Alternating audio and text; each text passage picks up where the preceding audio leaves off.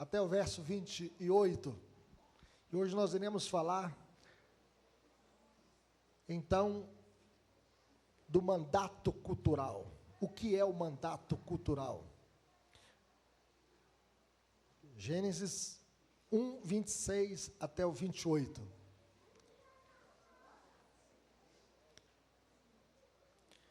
Quando a gente lê Gênesis, a gente vê a criação de Deus. No primeiro dia, Deus criou a radiação eletromagnética, haja luz e houve luz. No segundo dia, Deus criou as águas e fez separação entre as águas. No terceiro dia, Deus criou a terra e a vegetação. No quarto dia, Deus criou os luminares, o sol, a lua e as estrelas. No quinto dia, Deus criou os peixes para povoarem as águas e as aves dos céus. No sexto dia, Deus criou os animais domésticos, animais selváticos, e Deus criou o homem, a sua imagem e semelhança. Verso 26 e 28 vai falar, então, da criação do ser humano, do primeiro casal, do homem e da mulher. Vamos ler esses versículos, então, juntos? Também disse Deus, façamos o homem à nossa imagem, conforme a nossa semelhança. Tenha ele domínio sobre os peixes do mar, sobre as aves dos céus, sobre os animais domésticos, sobre toda a terra e sobre todos os répteis que rastejam pela terra. Criou Deus, pois, o homem à sua imagem, a imagem de Deus o criou, homem e mulher os criou, e Deus os abençoou, e lhes disse, sede fecundos, multiplicai-vos, enchei a terra e sujeitai-a, dominai sobre os peixes do mar, sobre as aves dos céus e sobre todo animal que rasteja pela terra. Que Deus nos abençoe. Oremos. Pai querido, fale conosco, Deus. Nós queremos entender a Tua palavra e aplicá-la no nosso coração. Que o Senhor esteja iluminando as nossas mentes, para que possamos entender, ó Deus, o nosso mandato cultural, aquele que o Senhor mesmo estabeleceu na criação, e que apesar da queda, o Senhor não anulou, ó Deus, e cancelou o mandato cultural. Por isso, ó Deus, nos dê sabedoria, como vivermos deste mundo caído, ó Deus, cumprindo a nossa missão, cumprindo a nossa responsabilidade, para o louvor da Tua glória, em nome de Jesus. Amém. Mandato. O que é mandato? Mandato é aquilo que Deus colocou em nossas mãos para fazer. O que é cultura? Cultura é o resultado do cultivo, pois tudo aquilo que Deus colocou na nossa mão e na nossa mente para realizar, nós transformamos, e isto é cultura. Por isso nós criamos nomenclaturas: agricultura, piscicultura, horticultura. O que é agricultura? Agricultura é a prática do cultivo do solo, com o objetivo de produzir alimentos e matérias-primas. Se a gente tem feijão, arroz, é porque alguém está plantando. Agricultura. E também o que é piscicultura? Refere-se ao cultivo de peixes, principalmente de água doce. O que é horticultura? E é bom, quando a gente vai fazer a feira, tem ali, né, todo tipo, né, de frutas e também todo tipo de ali daquilo que se faz na horta, né? Quando eu comecei o trabalho no Cascata, eu passava ali no Palmares, por dentro tinha uma horta ali. Quem conheceu essa horta ali, perto ali do Cascata? É uma horta conhecida da nossa região. Então, horticultura é a ciência que trata do cultivo de diversos tipos de plantas, sejam elas cultivadas em jardins, pomares, hortas, estufas. E é tão bom, né, ter a laranja, a manga, a pera, né, e também o alface, a couve, o almeirão e tantas outras, né, coisas que nós compramos e que alguém produziu, fez. Isso é horticultura. O homem é chamado por Deus para desenvolver, então, todas as potencialidades encontradas na natureza e na humanidade como um todo. Em outras palavras, cabe ao homem desenvolver não somente a agricultura, a horticultura, a piscicultura, a criação de animais, a pecuária, mas também a ciência, a tecnologia e a arte. Por exemplo, hoje nós usufruímos muito da tecnologia, né? A tecnologia que nós temos pelo computador, também o seu celular, né? E também o carro, e as invenções que o homem fez, até do avião, né? Carregando tantas pessoas nos ares. E a gente pode perceber, isso é o homem cumprindo o mandato criacional, o mandato cultural. Deus deu a Adão e a Eva e a todos os seus descendentes, então, o mandato cultural. E, biblicamente, o mandato cultural significa dominar a terra, cultivar, guardar, desenvolver e gozar de cada aspecto da vida. O mandato cultural é o mandamento de desenvolver uma cultura que glorifica a Deus. Nós devemos fazer isso para a glória de Deus, não para o nosso ego, mas para a glória do Senhor. Por isso, quando a gente olha Gênesis 1:28, nos leva a perceber de modo claro o mandato cultural, e o mandato cultural inclui sexualidade, família, organização, por isso Deus diz sede fecundos. Também o uso dos recursos naturais, relação com o meio ambiente, economia, enchei a terra. Também o conhecimento, o experimento científico, a tecnologia, sujeitai-a. E também o governo, a legislação, a justiça social, dominai. Veja bem, esses verbos, sede fecundos, enchei a terra, frutificai, e o texto diz aqui, sujeitai-a, dominai. E aqui nós podemos dizer que era para o homem desenvolver e manter tudo aquilo que havia sido criado. O mandato cultural envolve a vice-regência do homem sobre o cosmo. O homem é que domina sobre o cosmo. E através desse mandato, Deus colocou a humanidade em um relacionamento singular com a criação. Dominar e sujeitar. Guardar e cultivar. Veja o que diz Gênesis 2:15. Quando Deus tomou o homem e o colocou no jardim do Éden. Veja o que diz o Senhor para o homem. Vamos ler? Tomou, pois, o Senhor Deus ao homem e colocou no jardim para o cultivar e o guardar. E esse mandato cultural continua, mesmo após a queda. O modo que expressamos a imagem de Deus pode ser demonstrado pela nossa criatividade e pela maneira de construir culturas. Veja que o homem é criativo. Ele pega do barro, né, e faz a sua casa, né? E aqui tem tijolos, e o tijolo vem de onde? Do barro. Os tijolos vêm da terra, o cimento, a ferragem, o vidro. E o homem, então, com a sua criatividade, ele reflete Deus, ele reflete a imagem de Deus, porque ele é criativo. A sua maneira de criar culturas. Nós criamos poesia. O homem no jardim do Éden fez a primeira poesia, quando Deus, então, trouxe Eva para Adão, ele faz, uau, esse é osso dos meus ossos, carne da minha carne, chama-se a varoa, porque do varão foi tomada. Antes da queda, havia poesia. Mas depois da queda, houve o quê? Houve acusação, né? Quando Adão pecou, né? E Deus perguntou, quem é que te fez saber que estavas nu? É a mulher que tu me deste. A primeira briga conjugal. A primeira desavença conjugal. Então, o pecado dificultou o nosso mandato cultural, mas não o anulou. O propósito original de Deus não foi cancelado pela queda. Após a queda, o homem não deixou de ser uma criatura cultural. Quanto à estrutura, o homem permanece o mesmo. No entanto, quanto à função, ele se afastou de sua retidão. Ele desviou-se do caminho. Ele produz cultura, mas não para a glória de Deus. É por isso que nós devemos criticar quando alguém faz cultura, faz arte, não para a glória de Deus. Tivemos uma exposição no Quir Museu, né, Santander liberou verba para apoiar, e aí colocou, né, uma figura de um menino, né,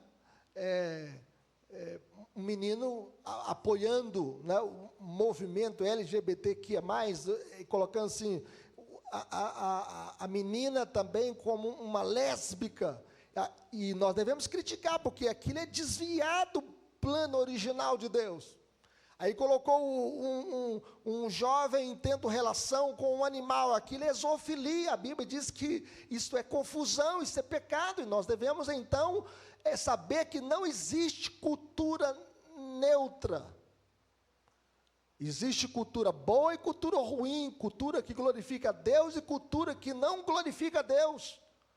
E nós devemos então criticar as artes que não exaltam ao Senhor, e qualquer coisa que o homem faça que não seja para a glória de Deus, porque a Bíblia diz: quer comais, quer bebais, ou façais outra coisa qualquer, fazei tudo para a glória de Deus.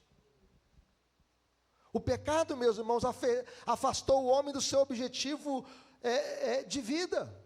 O nosso objetivo de vida qual é? O fim principal do homem é glorificar a Deus e gozá-lo para sempre.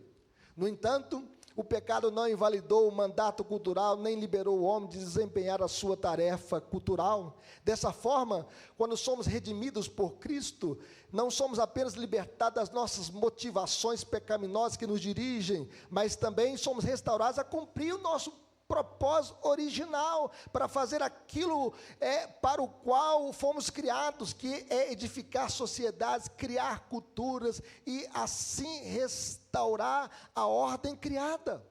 Quando somos alvos da graça salvadora de Deus, além de sermos transformados, nós nos tornamos cooperadores de Deus nesse projeto de transformação cósmica. Jesus chega a dizer o seguinte: vós sois o quê? O sal da terra. Jesus diz: vós sois a luz do mundo. E ele diz assim: assim brilhe também a vossa luz diante dos homens, para que vejam as vossas boas obras e glorifique a vosso Pai que está nos céus. Por isso nós não podemos fugir da nossa relação com o mundo. O Senhor Jesus diz: não peço que os tires do mundo, e sim que os livres do mal. Nós estamos no mundo. E nós não podemos, então, ir para o mosteiro, como a igreja na Idade Média fez. Isso não resolve. Nós devemos enfrentar os desafios que temos neste mundo caído e transformá-lo para a glória de Deus, porque nós somos o sal da terra e luz do mundo. Devemos, por outro lado, meus irmãos, caracterizar a nossa relação com Ele com uma relação transformadora. É por isso que Paulo diz o seguinte: e não vos conformemos com este mundo, mas transformai-vos pela renovação da vossa mente, para que experimenteis qual seja a boa, perfeita e agradável vontade de Deus.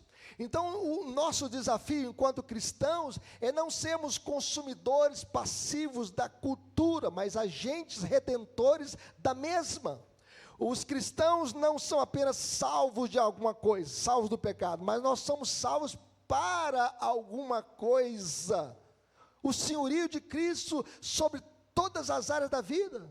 Nós temos que trazer todas as coisas para debaixo do senhorio de Cristo, seja em casa, no trabalho, na escola, na faculdade, no quartel, na arte, na política e na ciência.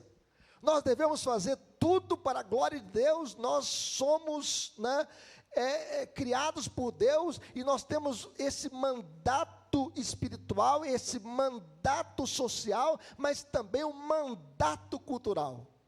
Por quê, meus irmãos? Que nós devemos resgatar isso? Porque muitas pessoas às vezes trazem a Bíblia para a escola dominical e ele exerce a sua fé apenas aqui na igreja.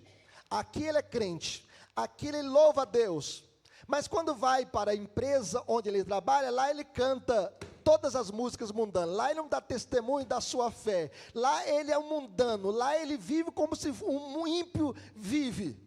Não, aquilo que nós temos aqui e que expressamos a nossa fé, nós devemos expressar a nossa fé também no nosso ambiente de trabalho, na escola, na faculdade, na rua, na praça, na empresa, no ônibus, seja lá onde você passe. A redenção de Cristo, meus irmãos, alcança toda a realidade. A Bíblia, Paulo chega a dizer o seguinte, que havendo feito a paz pelo sangue da sua cruz, por meio dele, reconciliasse consigo mesmo todas as coisas, quer sobre a terra, quer nos céus. Pelo sangue da cruz, tudo será restaurado neste mundo quebrado. Por exemplo, se a sua família está quebrada, Jesus é que restaura a família. O primeiro milagre que Jesus fez foi num casamento em Caná da Galileia. É o Senhor Jesus que transforma situações, transforma ambientes, Ele restaura todas as coisas.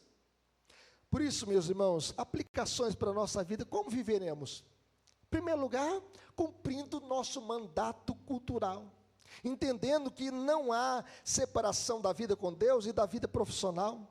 Aquilo que você vive aqui na igreja, você tem que viver na sua profissão, na sua empresa, no seu local de trabalho. Para o cristão, não deve haver nenhuma dicotomia entre o sagrado e o secular, porque nada está fora da ordem criada por Deus. Nós devemos glorificar a Deus em todas as áreas da vida.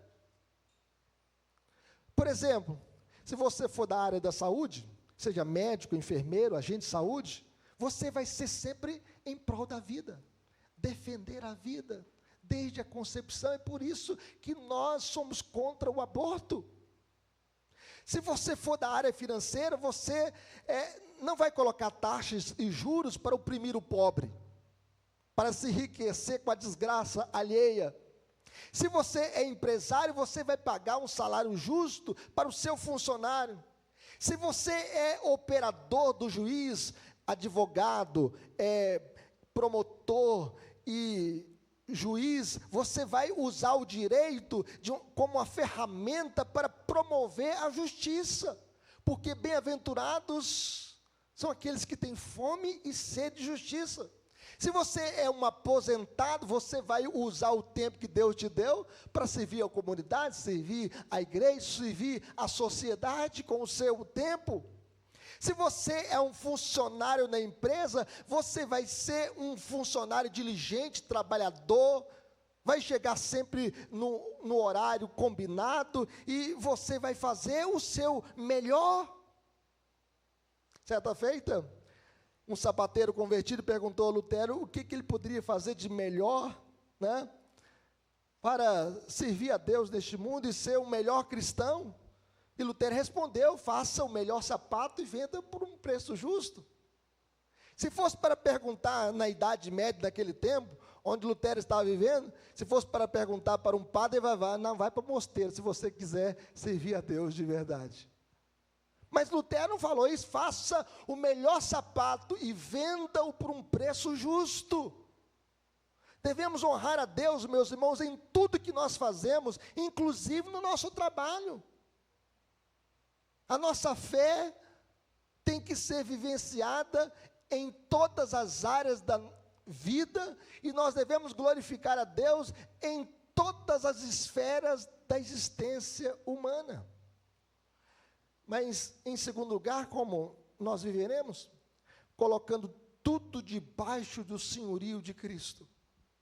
Se toda a criação está afetada pela queda, é também recuperada em Cristo. É Cristo que restaura todas as coisas. A boa criação original deve ser restaurada. Nós vivemos num mundo caído, num mundo quebrado. E a redenção de Cristo tem implicações para todas as coisas. Segundo Albert Wolters, o casamento não deve ser evitado pelos cristãos, mas santificado. O que fizeram na Idade Média? Criaram as freiras, né? Proibiram o casamento dos bispos, dos padres. O casamento não deve ser evitado, mas santificado. As emoções não devem ser reprimidas, mas purificadas. A sexualidade não deve ser simplesmente evitada, mas redimida.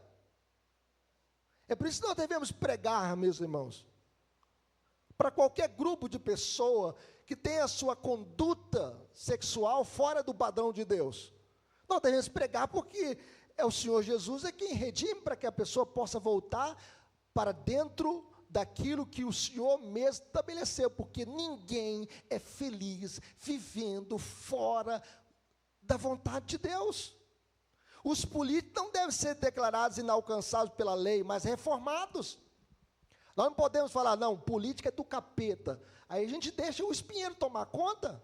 Nós devemos voltar nos melhores e orar para que possamos ter bons representantes, tanto na Câmara Municipal, quanto nas prefeituras, quanto nas assembleias legislativas, quanto no Congresso Nacional, quanto no Palácio. Nós devemos orar pelo nosso país. A arte não deve ser pronunciada mundana, mas reivindicada para Cristo. Nós devemos fazer arte que possa glorificar a Deus, que possa exaltar o Senhor. Os negócios não devem ser mais relegados ao mundo secular, mas feitos novamente de acordo com os padrões que honram a Deus. Eu me lembro de uma pessoa que me disse certa feita, não, olha, a alma do meu negócio é a mentira. Aí eu falei assim, a alma do seu negócio não é o diabo, porque o diabo é o pai da mentira. Nós devemos fazer negócios justos, não negócios que possam ilícitos, negócios que possam fraudar as pessoas. Nós devemos fazer negócios que possam honrar a Deus, segundo os padrões de Deus. Nós não podemos ter 2 pesos e 2 medidas, um peso para comprar e um peso para vender. Eu lembro de uma irmã que foi no culto, ela tinha um negócio, uma venda, e o pastor pregou, e ele tinha o costume de pregar no domingo e depois visitar o povo durante a semana. Ele foi visitar essa irmã, e aí ele perguntou à irmã, você lembra do tema da minha mensagem? Não lembro não, pastor. Você lembra das divisões, da ilustração? Não lembro não. Então, o que a senhora lembra da mensagem? Olha, pastor, eu sei que na minha venda, eu tinha um peso para comprar e um peso para vender. Agora eu mudei. Agora só tem um peso para comprar e um peso para vender. O que é mais importante, meus irmãos, é quando a palavra de Deus entra no nosso coração e a gente muda de vida. E a gente pratica a palavra do Senhor. A palavra de Deus é a nossa única regra de fé e prática. Não pode ser apenas regra de fé, mas tem que ser de prática. Porque o Senhor Jesus disse que todo aquele que ouve a minha palavra e a pratica será comparado a um homem prudente que fez a sua casa sobre a rocha, caiu a chuva, transbordaram os rios, sopraram os ventos e deram com ímpeto contra esta casa e ela não desabou. Que nós possamos ouvir a palavra do Senhor e praticar. Segundo Abraham Kuyper, ele que foi o primeiro-ministro da Holanda, e ele era um pastor presbiteriano, ele pediu licença do pastorado e se tornou o primeiro-ministro da Holanda. Ele fundou a Universidade Livre, né, da Holanda. Foi um grande homem, escreveu muitos livros, um homem muito sábio. Influenciou a nação da Holanda.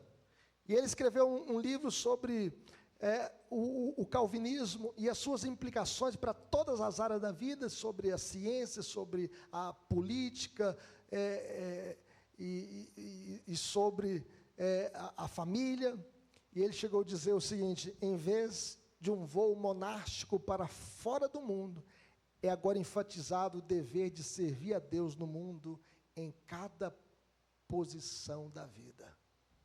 Porque nós temos esse mandato cultural, e nós, mesmo depois da queda, esse mandato não foi anulado. E agora, resgatados em Cristo, nós devemos cumprir o nosso mandato cultural para a glória de Deus. Que Deus nos abençoe. Vamos colocar em pé? Vamos falar com o Senhor? Eu sei que vocês vão aprofundar.